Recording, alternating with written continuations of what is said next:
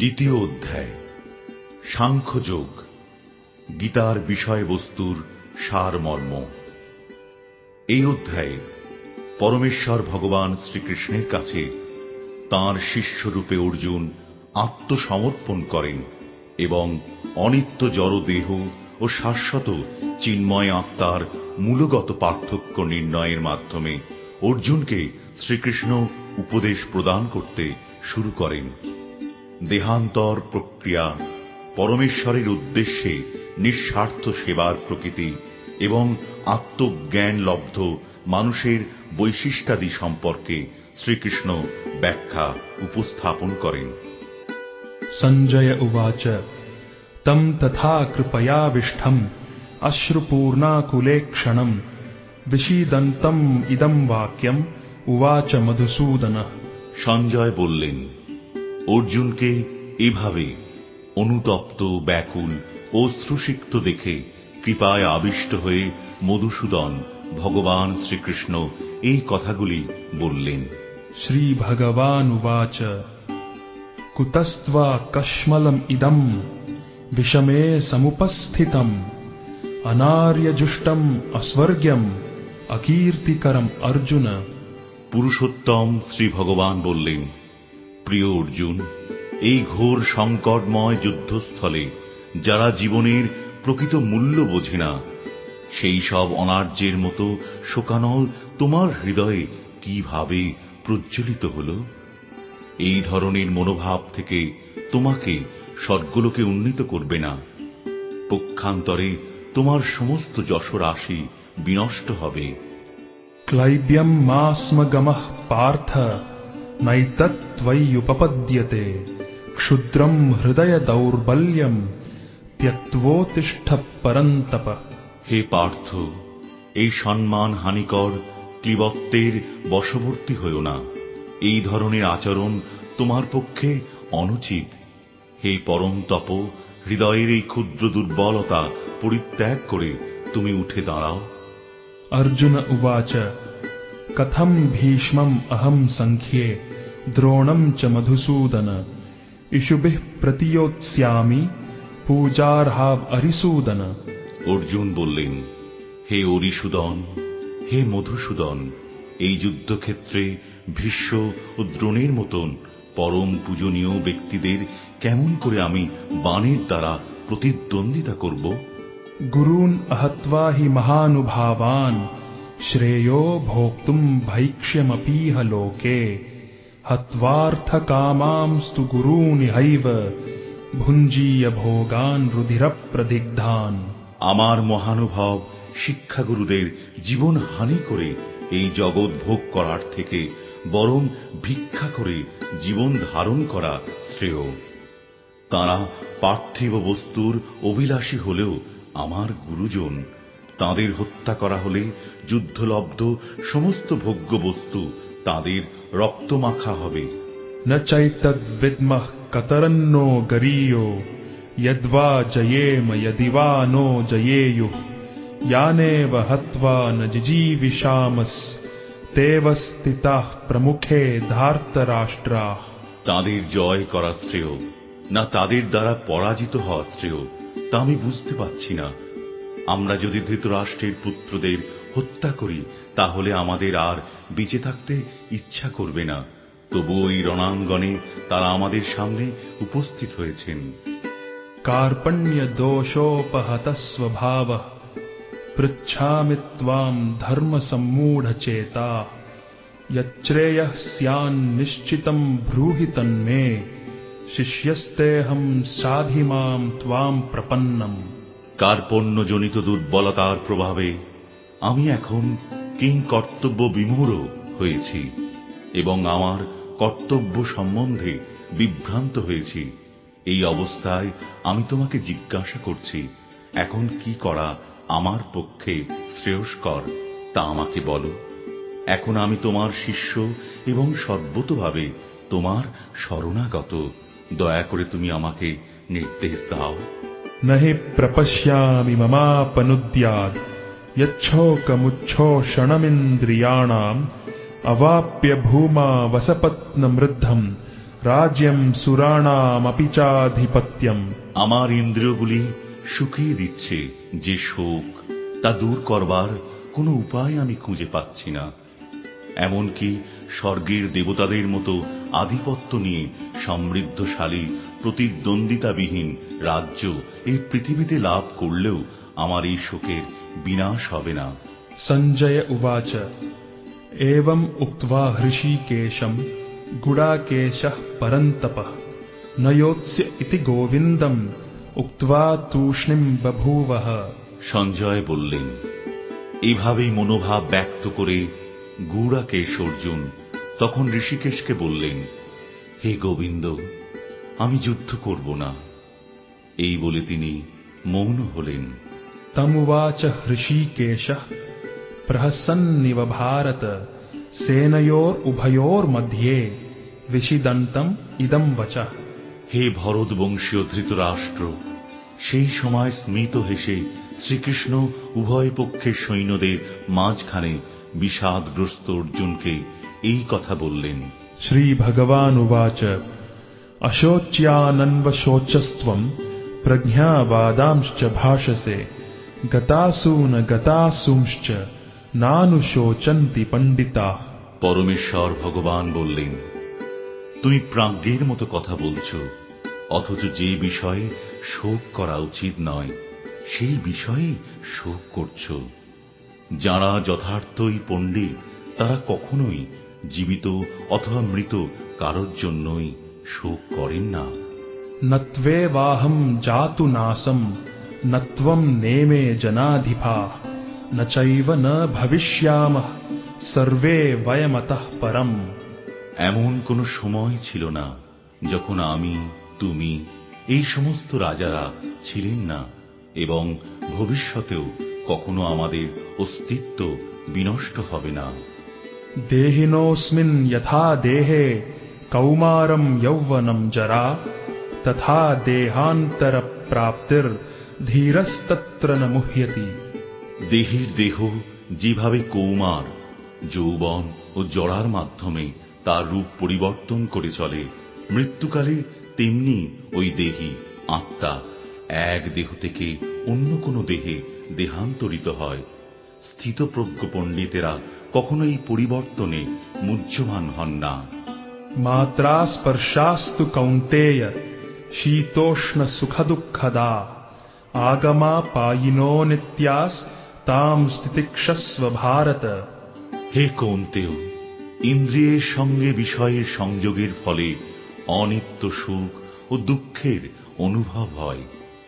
সেগুলি ঠিক যেন শীত ও গ্রীষ্ম ঋতুর গমনাগমনের মতন। হে ভরতকুল প্রদীপ, সেই ইন্দ্রিয়জাত অনুভূতির দ্বারা প্রভাবিত না হয়ে সেগুলি সহ্য করার চেষ্টা করো। यम हि न व्यथयन्त्येते पुरुषं पुरुषर्षभ समदुःख सुखं धीरं सोमृतत्वाय कल्पते। হে পুরুষ শ্রেষ্ঠ অর্জুন, যে জ্ঞানী ব্যক্তি সুখ ও দুঃখকে সমান জ্ঞান করেন এবং শীত ও উষ্ণ আদি দ্বন্দ্বে বিচলিত হন না, তিনি মুক্তি লাভের প্রকৃত অধিকারী। नासतो विद्यते भावो ना भावो विद्यते सतः उभयोरपि दृष्टोऽन्तस् त्वनयोस्तत्त्वदर्शिभिः। যারা তত্ত্বদ্রষ্টা তারা সিদ্ধান্ত করেছেন যে অনিত্য জড়বস্তুর স্থায়িত্ব নেই এবং নিত্যবস্তু আত্মার কখনো বিনাশ হয় না। তারা উভয় প্রকৃতির যথার্থ স্বরূপ উপলব্ধি করে এই সিদ্ধান্তে উপনীত হয়েছেন। अविनाशी तु तद्विधि येन सर्वम् इदं ततम् विनाशम् अव्ययस्यास्य न कश्चित् कर्तुम् अर्हति। যা সমগ্র শরীরে পরিব্যাপ্ত হয়ে রয়েছে তাকে তুমি অবিনাশী বলে জানবে। সেই অব্যয় আত্মাকে কেউ বিনাশ করতে সক্ষম নয়। अन्तवन्त इमे देहा नित्यस्योक्ताः शरीरिणः अनाशिनो प्रमेयस्य तस्माद् युध्यस्व भारत। অবিনাশী, অপরিমেয় ও শাশ্বত আত্মার জড়দেহ নিঃসন্দেহে বিনাশশীল। অতএব হে ভারত, তুমি শাস্ত্রবিহিত স্বধর্ম পরিত্যাগ করে যুদ্ধ করো? य एनं वेत्ति हन्तारं यश्चैनं मन्यते हतम् उभौ तौ न विजानीतो नायं हन्ति न हन्यते। যিনি জীবাত্মাকে হন্তা বলে মনে করেন এবং যিনি একে নিহত বলে ভাবেন, তারা উভয়ই আত্মার প্রকৃত স্বরূপ জানেন না। কারণ আত্মা কাউকে হত্যা করেন না এবং কারো দ্বারা নিহতও হন না। न जायते म्रियते वा कदाचिन् नायं भूत्वा भविता वा न भूयः अजो नित्यः शाश्वतोऽयं पुराणो न हन्यते हन्यमाने शरीरे। আত্মার কখনো জন্ম হয় না বা মৃত্যু হয় না, অথবা পুনঃ পুনঃ তাঁর উৎপত্তি বা বৃদ্ধি হয় না। তিনি জন্মরহিত, শাশ্বত, নিত্য এবং পুরাতন হলেও চিরনবীন। শরীর নষ্ট হলেও আত্মা কখনোই বিনষ্ট হয় না। वेदा विनाशिनं नित्यं य एनं अजमव्ययं कथं स पुरुषः पार्थ कं घातयति हन्तिकम्। হে পার্থ, যিনি আত্মাকে অবিনাশী, শাশ্বত, জন্মরহিত ও অক্ষয় বলে জানেন, তিনি কিভাবে কাউকে হত্যা করতে বা হত্যা করাতে হয় পারেন। वासांसि जीर्णानि यथा विहाय नवानि गृह्णाति नरोपराणि तथा शरीराणि विहाय जीर्णानि अन्यानि संयाति नवानि देहि। মানুষ যেমন জীর্ণ বস্ত্র পরিত্যাগ করে নতুন বস্ত্র পরিধান করে, দেহীও তেমনি জীর্ণ শরীর ত্যাগ করে নতুন দেহ ধারণ করেন। नैनं छिन्दन्ति शस्त्राणि नैनं दहति पावकः न चैनं क्लेदयन्त्यापो न शोषयति मारुतः। আত্মাকে অস্ত্রের দ্বারা কাটা যায় না, আগুনে পোড়ানো যায় না, জলে ভিজানো যায় না, অথবা হাওয়াতে শুকানো যায় না। अच्छेद्योऽयम् अदाह्योऽयम् अक्लेद्यो शोष्य एव च नित्यः सर्वगतः स्थाणुर् अचलोऽयम् सनातनः।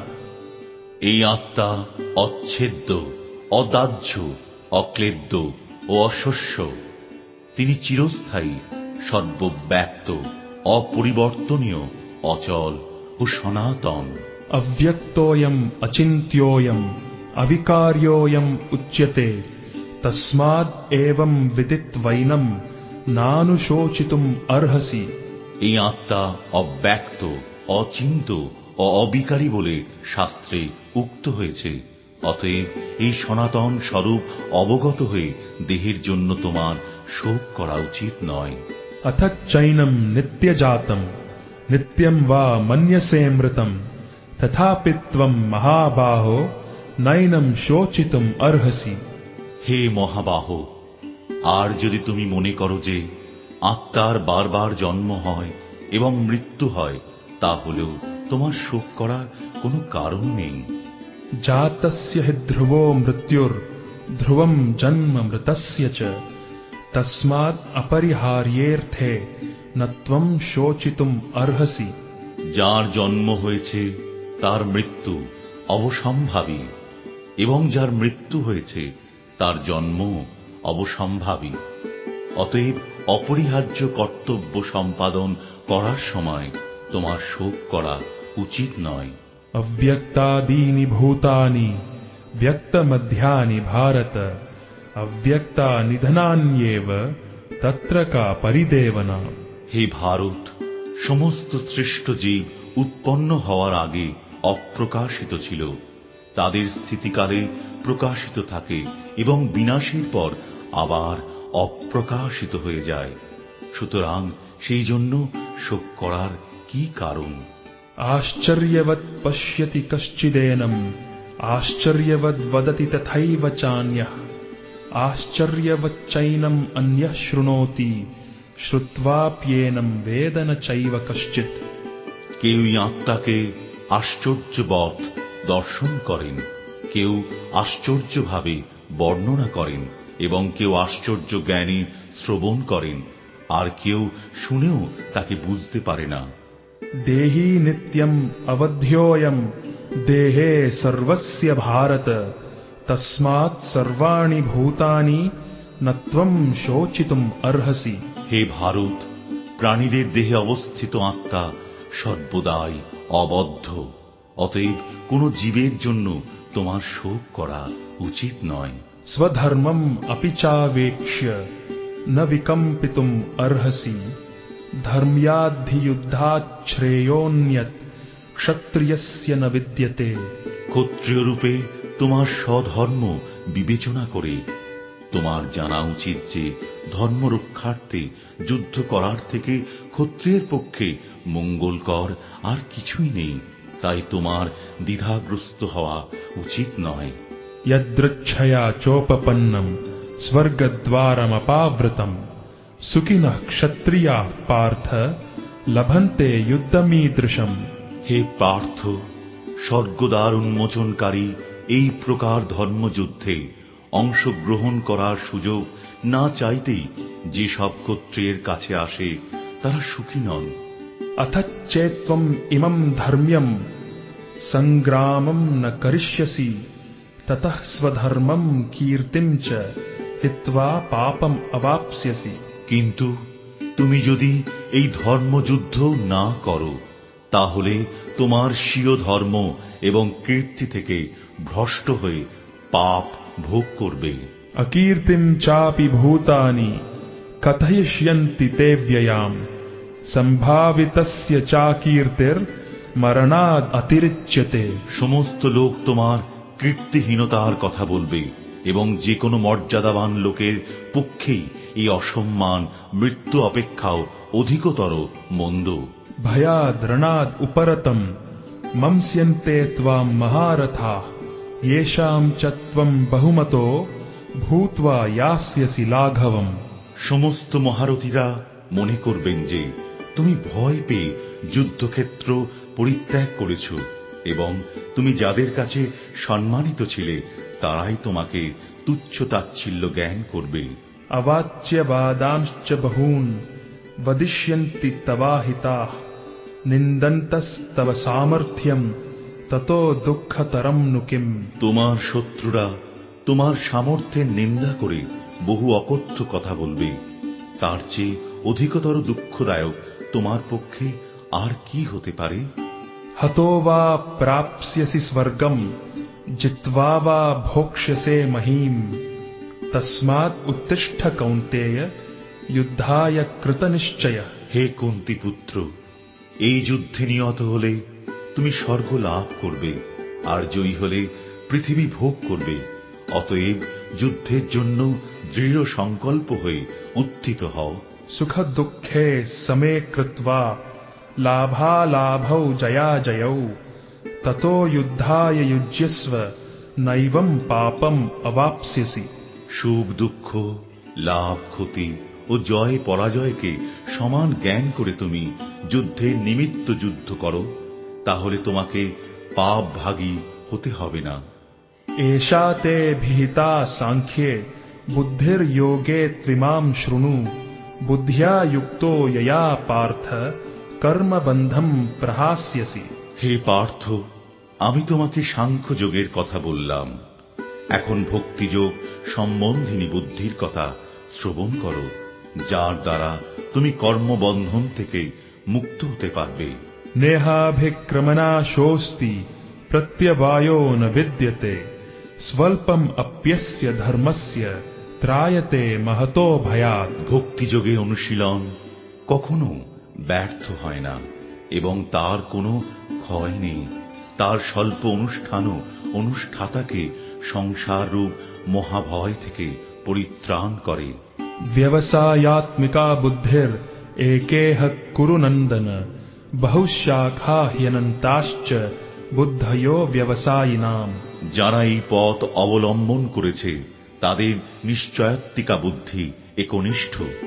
হে কুরুনন্দন, অস্থির চিত্ত সকাম ব্যক্তিদের বুদ্ধি বহু শাখা বিশিষ্ট ও বহুমুখী।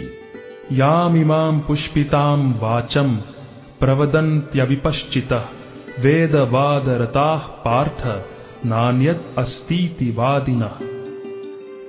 कामात्मानः स्वर्गपरा जन्म कर्म फलप्रदां क्रिया विशेष बहुलां भोगैश्वर्य गतिं प्रति। বিবেক বর্জিত লোকরাই বেদের পুষ্পিত বাক্যে আসক্ত হয়ে স্বর্গসুখ ভোগ, উচ্চকুলে জন্ম, ক্ষমতা লাভ আদি সকাম কর্মকেই জীবনের পরম উদ্দেশ্য বলে মনে করে। ইন্দ্রিয় সুখ ভোগ ঐশ্বর্যের প্রতি আকৃষ্ট হয়ে তারা বলে যে তার ঊর্ধ্বে আর কিছুই নেই।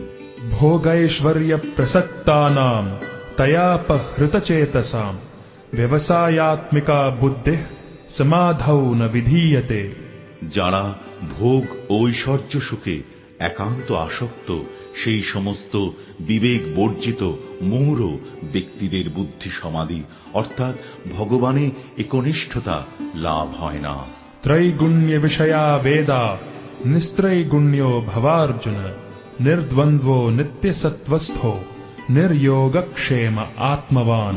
বেদে প্রধানত জড়া প্রকৃতির তিনটি গুণ সম্বন্ধে আলোচনা করা হয়েছে। হে অর্জুন, তুমি সেই গুণগুলিকে অতিক্রম করে নির্গুণ স্তরে অধিষ্ঠিত হও, সমস্ত দ্বন্দ্ব থেকে মুক্ত হও এবং লাভ ক্ষতি ও আত্মরক্ষার দুশ্চিন্তা থেকে মুক্ত হয়ে অধ্যাত্ম চেতনায় অধিষ্ঠিত হও। यावानार्थ उदपाने सर्वतः सम्प्लुतोदके तावान् सर्वेषु वेदेषु ब्राह्मणस्य विजानतः। ক্ষুদ্র জলাশয়ে যে সমস্ত প্রয়োজন সাধিত হয় সেগুলি বৃহৎ জলাশয় থেকে আপনা হতেই সাধিত হয়ে যায়। তেমনি ভগবানের উপাসনার মাধ্যমে যিনি পরব্রহ্মের জ্ঞান লাভ করে সবকিছুর উদ্দেশ্য উপলব্ধি করেছেন তাঁর কাছে সমস্ত বেদের উদ্দেশ্য সাধিত হয়েছে। कर्मण्येवाधिकारस्ते मा फलेषु कदाचन मा कर्म फलहेतुर्भूर् मा ते संगोस्त्वकर्मणि। স্বধর্ম বিহিত কর্মে তোমার অধিকার আছে, কিন্তু কোনো কর্মফলে তোমার অধিকার নেই। কখনো নিজেকে কর্মফলের হেতু বলে মনে করো না এবং কখনো স্বধর্ম আচরণ না করার প্রতিও আসক্ত হয়ো না। योगस्थः कुरु कर्माणि संगं त्यक्त्वा धनञ्जय सिद्ध्य सिद्ध्योः समो भूत्वा समत्वं योग उच्यते। হে অর্জুন, কর্মভোগের কামনা পরিত্যাগ করে ভক্তি যোগস্থ হয়ে স্বধর্মবিহিত কর্ম আচরণ করো। কর্মের সিদ্ধি ও অসিদ্ধি সম্বন্ধে যে সমবুদ্ধি তাকেই যোগ বলা হয়। दूरेण ह्यवरं कर्म बुद्धियोगात् धनञ्जय बुद्धौ शरणम् अन्विच्छ कृपणाः फलहेतवः। হে ধনঞ্জয়, বুদ্ধিযোগ দ্বারা ভক্তির অনুশীলন করে সকাম কর্ম থেকে দূরে থাকো এবং সেই চেতনায় অধিষ্ঠিত হয়ে ভগবানে শরণাগত হও। যারা তাদের কর্মের ফল ভোগ করতে চায় তারা কৃপণ। बुद्धियुक्तो जहातीह उभे सुकृत दुष्कृते तस्माद् योगाय युज्यस्व योगः कर्मसु कौशलम्। যিনি ভগবৎ শক্তির অনুশীলন করেন তিনি এই জীবনে পাপ ও পুণ্য উভয় থেকেই মুক্ত হন। অতএব তুমি নিষ্কাম কর্মযোগের অনুষ্ঠান করো, সেটিই হচ্ছে সর্বাঙ্গীন কর্মকৌশল। कर्मजं बुद्धियुक्ता हि फलं त्यक्त्वा मनीषिणः जन्म बन्ध विनिर्मुक्ताः पदं गच्छन्त्यनामयम्। মনীষীগণ ভগবানের সেবায় যুক্ত হয়ে কর্মজাত ফল ত্যাগ করে জন্ম মৃত্যুর বন্ধন থেকে মুক্ত হন।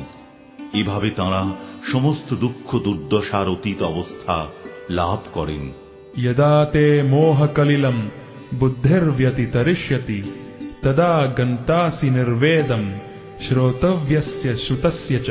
এভাবেই পরমেশ্বর ভগবানে অর্পিত নিষ্কাম কর্ম অভ্যাস করতে করতে যখন তোমার বুদ্ধি মোহরূপ গভীর অরণ্যকে সম্পূর্ণরূপে অতিক্রম করবে তখন তুমি যা কিছু শুনেছ এবং যা কিছু শ্রবণীয় সেই সবের প্রতি সম্পূর্ণরূপে নিরক্ষেপ হতে পারবে।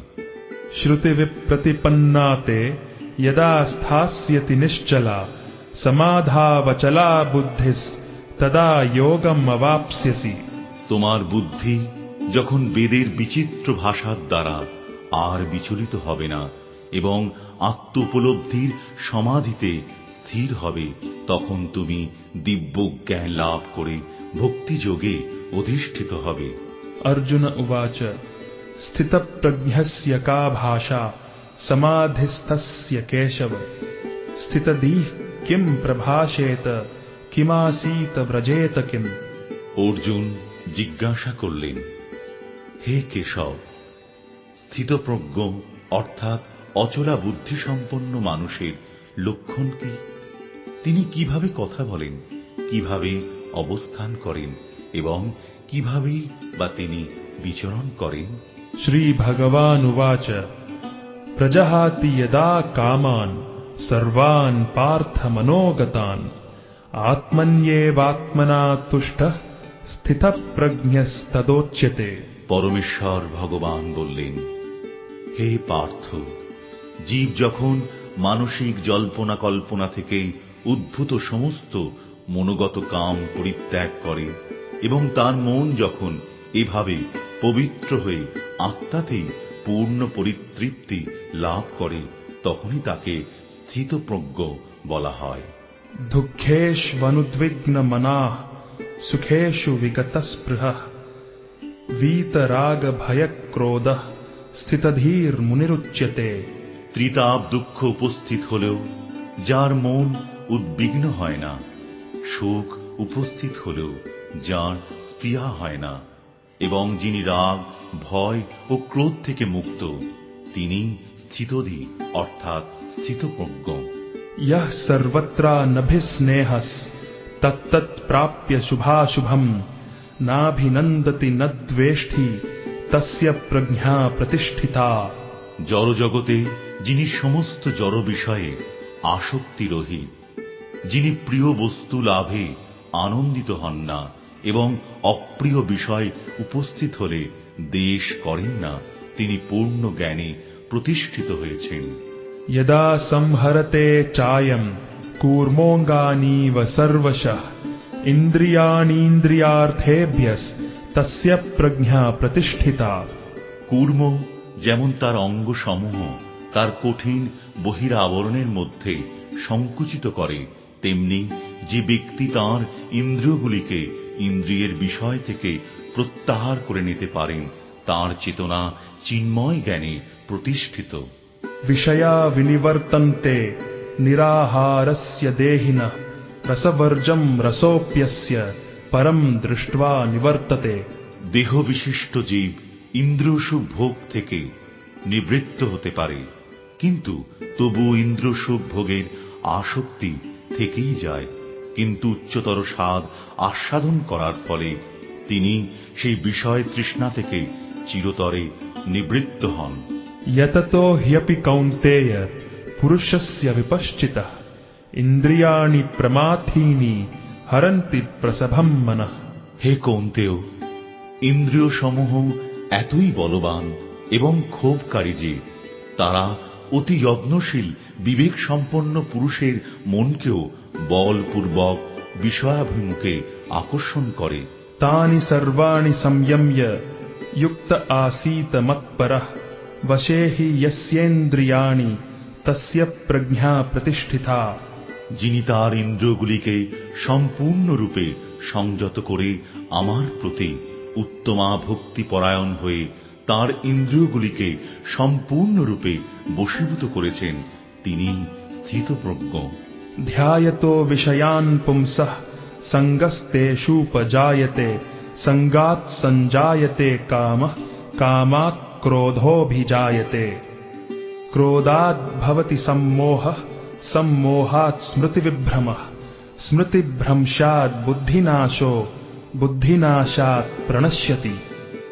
ইন্দ্রিয়ের বিষয়সমূহ সম্বন্ধে চিন্তা করতে করতে মানুষের তাতে আসক্তি জন্মায়, আসক্তি থেকে কাম উৎপন্ন হয় এবং কামনা থেকে ক্রোধ উৎপন্ন হয়, ক্রোধ থেকে সম্মোহ, সম্মোহ থেকে স্মৃতিবিভ্রম, স্মৃতিবিভ্রম থেকে বুদ্ধিনাশ এবং বুদ্ধিনাশ হওয়ার ফলে সর্বনাশ হয়, অর্থাৎ মানুষ পুনরায় জড়জগতের অন্ধকূপে অধঃপতিত হয়। रागद्वेष विमुक्तैस्तु विषयान् इन्द्रियैश्चरन् आत्मवश्यैर्विधेयात्मा प्रसादम् अधिगच्छति। সংযত চিত্ত মানুষ প্রিয় বস্তুতে স্বাভাবিক আসক্তি এবং অপ্রিয় বস্তুতে স্বাভাবিক বিদ্বেষ থেকে মুক্ত হয়ে তার বশীভূত ইন্দ্রিয়ের দ্বারা ভগবৎ শক্তির অনুশীলন করে ভগবানের কৃপালাভ করেন।